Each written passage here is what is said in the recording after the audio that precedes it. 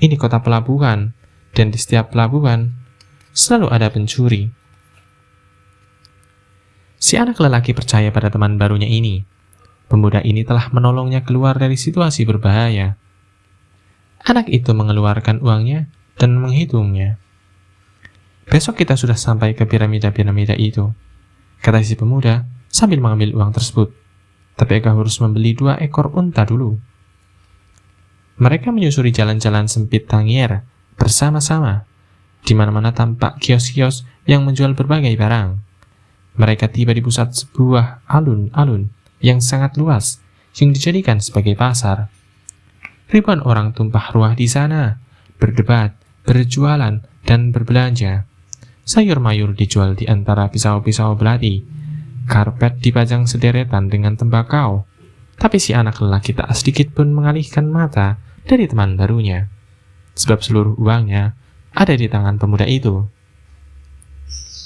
Sebenarnya dia hendak meminta uangnya dikembalikan, tapi takut tindakannya dianggap tidak ramah. Apalagi dia tidak tahu apa-apa mengenai adat istiadat di negeri asing ini. Tiba-tiba, di tengah keramaian itu, dia melihat sebilah pedang yang sangat indah. Sarung pedang itu berlapis perak, gagangnya berwarna hitam, dan dihiasi batu-batu permata. Si anak berjanji pada dirinya sendiri akan membeli pedang itu nanti, sepulangnya dari Mesir. Tanyakan pada pemilik kios, berapa harga pedang itu, katanya pada temannya. Namun kemudian disadarinya bahwa selama beberapa saat tadi, perhatiannya telah teralihkan pada pedang itu. Jantungnya serasa menjiut, seperti ditekan mendadak oleh dadanya. Dia takut menolehkan kepala, sebab dia tahu apa yang akan dilihatnya. Maka dia pun meneruskan memandangi pedang itu selama beberapa saat, sampai dia punya cukup keberanian untuk menolehnya.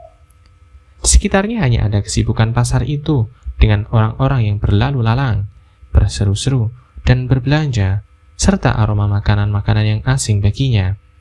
Namun teman barunya sama sekali tidak kelihatan batang hidungnya.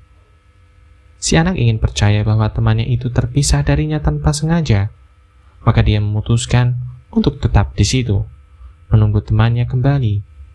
Ketika dia sedang menunggu, seorang imam naik ke puncak menara di dekat sana dan mulai melantunkan doanya. Semua orang di pasar itu berlutut, menyentuhkan dahi ke tanah, dan ikut melantunkan doa tersebut. Kemudian, seperti sekawanan semut bekerja, mereka membongkar kios-kios, lalu pergi. Semua ini terjadi hanya dalam 1 hari, pikir anak itu. Dia merasa iba pada dirinya sendiri dan meratapi nasibnya. Karena hidupnya berubah begitu mendadak dan secara drastis pula. Dia begitu malu hingga ingin menangis, padahal selama ini belum pernah dia menangis di hadapan domba-dombanya sekalipun. Tapi sekarang, pasar itu sudah kosong dan dia berada jauh dari rumah. Maka dia menangis.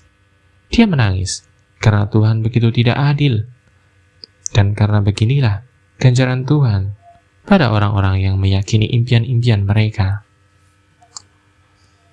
Ketika masih bersama domba-dombaku, aku bahagia, dan orang-orang lain di sekitarku ikut bahagia.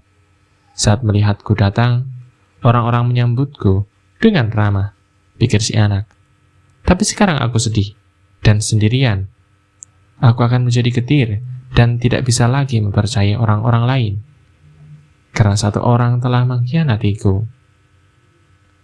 Aku akan membenci orang-orang yang telah menemukan harta karun mereka, sebab aku sendiri tidak menemukan hartaku, dan aku akan mati-matian menjaga sedikit milikku yang masih tersisa, sebab aku terlalu lemah dan tidak akan bisa menaklukkan dunia.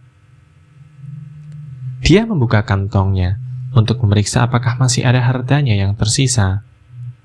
Barangkali saja masih ada sedikit roti sisa yang dimakannya di kapal. Tapi ternyata kantong itu hanya berisi bukunya yang tebal, jaketnya, dan 2 butir batu yang diberikan orang tua itu padanya. Ketika melihat kedua butir batu itu, entah kenapa dia merasa lega. Dia telah menukarkan 6 dombanya untuk 2 batu mulia yang diambil dari penutup dada dari emas.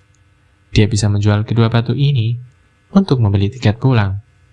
Tapi kali ini, aku akan lebih cerdik, pikir si anak.